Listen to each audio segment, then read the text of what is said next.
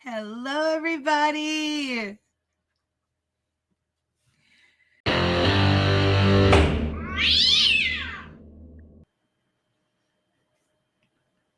next matter before the court is State of Kansas versus JoAnn Lee Carson, Greenwood County case number 2024 CR 14. Jill Gillette appears as Greenwood County attorney, Chris Ambrose as defense counsel, defendant Carson appearing from the Greenwood County Jail's Zoom location. This matter comes before the court at this time for sentencing. Docket notes of the court would indicate that the defendant appeared before this court on October the 31st. At that time, she had pled guilty to count 1, driving under the influence, a Class B misdemeanor, and count 2, possession of methamphetamine, a level 5 drug felony. Pre-sentence report was ordered, and sentencing originally set for December the 26th. Defendant did not appear on December the 26th. The docket notes also reflect that at that point, the defendant had not completed all assessments that she was required to complete. The court ordered a bond forfeiture bench warrant with a no bond hold. She was subsequently brought before the magistrate court on December the 30th. Sentencing was rescheduled to today. Court now has a completed pre-sentence investigation report compiled by Ryan Smith, pre-sentence investigator. I trust each attorney has received a copy of this report. And I'll ask the state's attorney first, is there any objection to the criminal history which is stated in this report? No objection to criminal history. Any objection by the defense, Mr. Ambrose? No, Your Honor. Ms. Gillette, do you know of any legal reason why sentence should not be pronounced in this case at this time? I do not, Your Honor. Mr. Ambrose, are you aware of any such legal reason? No, Your Honor. Carson, are you aware of a legal reason or any other good reason why the court shouldn't proceed further with your sentencing? No. Or proceed further then? The court's not aware that there's been any departure or other motion to be considered by the court. Does the state have any motions to argue at this time? State does not. Does the defense, Mr. Ambrose? No, Your Honor. Is there any victim or members of a victim's family present who desires to address the court in relation to this sentencing? Court finds no such persons present, so the court will ask for recommendations from counsel regarding an appropriate sentence for Ms. Carson, beginning with Jill Gillette on behalf of the state. Yes, Your Honor. This was a case when we discussed the plea. We had anticipated that this would be a Senate bill type of case. I believed that she would qualify, which she did. The standard box is 20 months, where that's what we will be recommending, with up to 20% good time credit and up to 12 months post-release supervision. Probation up to 18 months, mandatory Senate Bill 123 treatment. This was count 2 that she pled to as the first conviction. The second one is DUI. The driving under the influence is scored as a Class B misdemeanor. I do know there was one still pending up in Johnson County. Not sure what happened to it, but based on the criminal history that the court services was able to obtain, this is a Class B. We would recommend 6 months underlying suspended for probation. We have the Senate bill, SASSY, which would equate to having the drug and alcohol evaluation for a DUI. We'd ask that she follow all recommendations in the DUI as part of her probation. I don't have an objection to both of those counts running concurrent.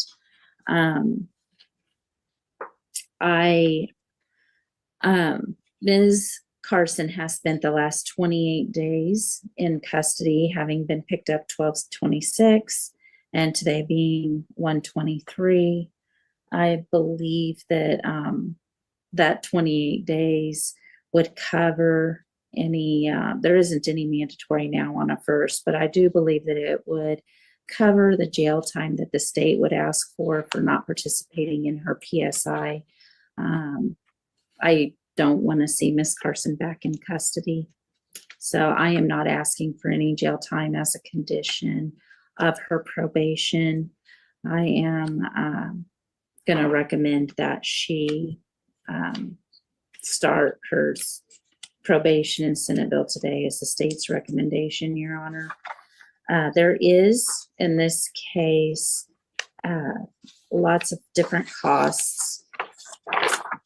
Ms. Carson has court costs of $193 as a felony. There is KBI Labs for $400. There is a booking and fingerprint fee of $45. DNA database, I believe, is already on file. She has provided a DNA sample. She does have a prior felony in Barber County, Kansas, so I believe that covers it, as well as Crawford. So she should have already paid the $200. There is a fine recommended for first-time DUI of $750 because her case is being sent to community corrections. There is a box on the journal entry where we can assign $250 of the fine amount to community corrections, as well as the correctional supervision fees that helps take care of the extra DUI requirements that community corrections oversees.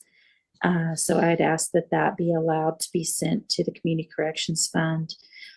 There is the Senate Bill 123 reimbursement and assessment fees.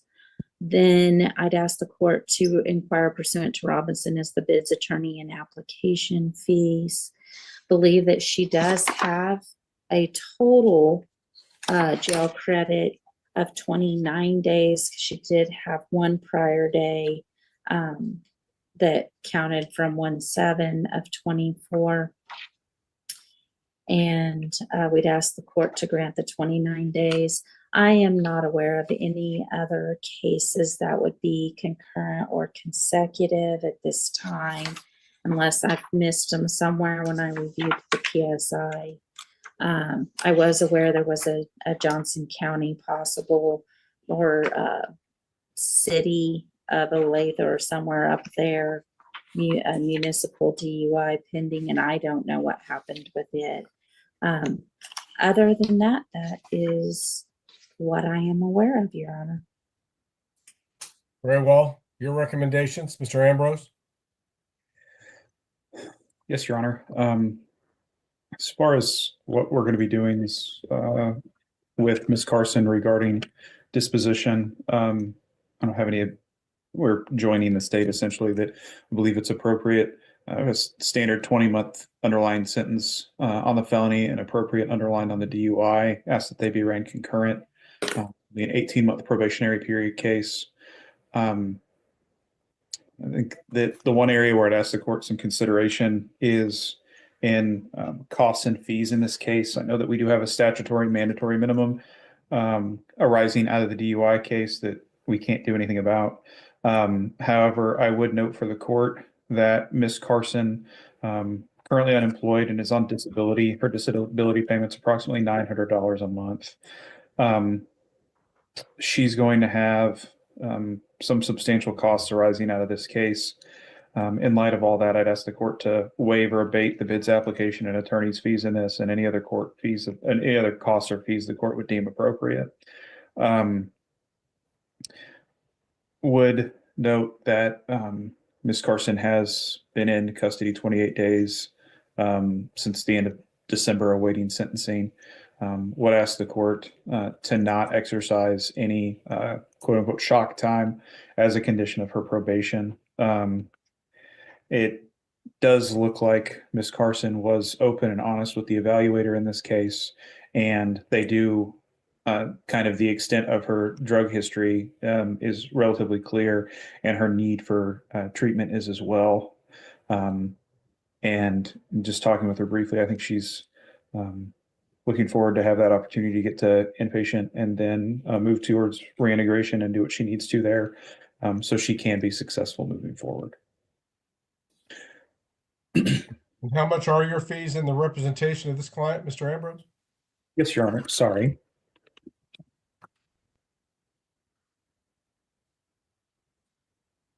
You're to be right at $2,000 by the time we're done. Very well. This time, the court will address the defendant, JoAnn Carson, personally and ask her if she has any statements that she wishes to make in mitigation of punishment or anything further that she would like to present to the court. Ms. Carson? No, I don't. Thank you. Court pronounced sentence in the case at this time. Court hereby establishes count 2 as the base sentence in the case for the offense of possession of a controlled substance, a severity of level 5, drug, non-person felony, in which the defendant has a criminal history score of E, thus placing her in grid box 5, drug E. The court hereby sentences the defendant to a term of 20 months in the custody of the Secretary of Corrections of the state of Kansas. On this sentence, the defendant may earn up to 20% of good time credit and would be subject to 12 months of post-release supervision. No fine is imposed on that count. Relating to the additional offense, in count 1, driving under the influence, a Class B non-person misdemeanor, the court will impose 6 months in the Greenwood County Jail, run that time concurrently with the time imposed on the felony count, and the court will impose a $750 fine for that offense. As there's been no suggestion here that a community service payment plan would be feasible under these circumstances. This court will also be assessing felony docket fee, felony probation fee, community corrections fee, $400 restitution to the KBI laboratory, a $45 booking and fingerprint fee, and order $300 reimbursement to the Senate Bill 123 program. As this is a mandatory case for Senate Bill 123, the court finding that due to the severity level of the offense combined with the high awareness score and the high probability of a substance abuse disorder in the assessment, the court does deem it a mandatory case for Senate Bill 123 state-sponsored treatment program. And the defendant is committed to that program as part of a community corrections probation for up to 18 months. I will note for the record that the current recommendation before the court regarding services in treatment would be level 2 intensive outpatient services, eventually decreasing to level 1 outpatient treatment, including relapse prevention services, peer mentor, and family services as needed or available.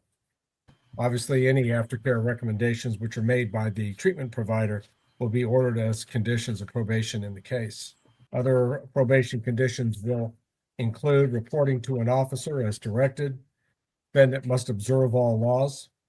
Obviously, she has to complete her treatment program as recommended by the assessment provider. She shall not possess or consume alcohol or illegal drugs while on probation. At her supervising officer's request and at her own expense, she shall submit to random breath, blood, and urinalysis testing, perform community service work pursuant to any program requirements. Unless shown to be legally disabled, she must gain and maintain employment throughout her probationary term. Notify her supervising officer of any changes in employment status, disability status, residence, telephone number, or email address within 24 hours of any such change taking place. Have no contact with disreputable characters and places. Attend a presentation by the DUI Victim Impact Panel. Abide by any curfew or travel restrictions imposed by her officer. The court does waive all bids assessments in the case in light of the considerable costs otherwise imposed in this case. Ms. Carson, I do need to establish a monthly payment amount. Now, I'm going to presuppose you're going to be receiving, based on what was announced here, some sort of disability subsidy. How much is that? About $900. 900. Can you commit to at least $50 a month minimum? Yes. What will And if I require can- $50 a month minimum starting with February? Yes. 2025 and all subsequent months until paid in full.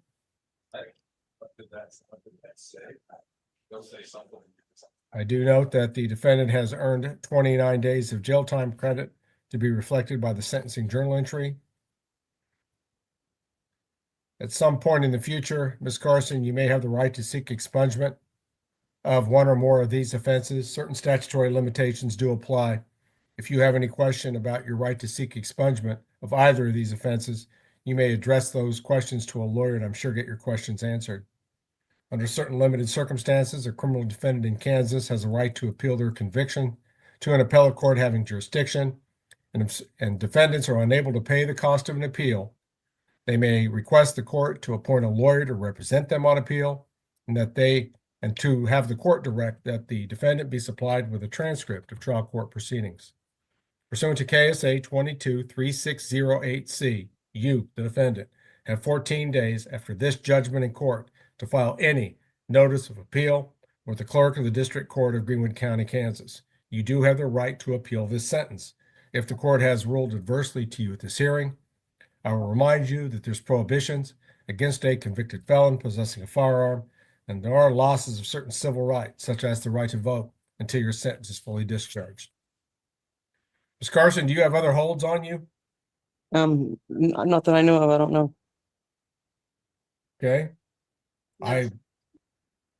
Ms. Gillette, do you know? Does she have other holds on her? I'm not aware of any. Okay. Ms. Carson, presupposing that the sheriff's office is not aware of any additional holds, I'm going to order you released today to start your community corrections program.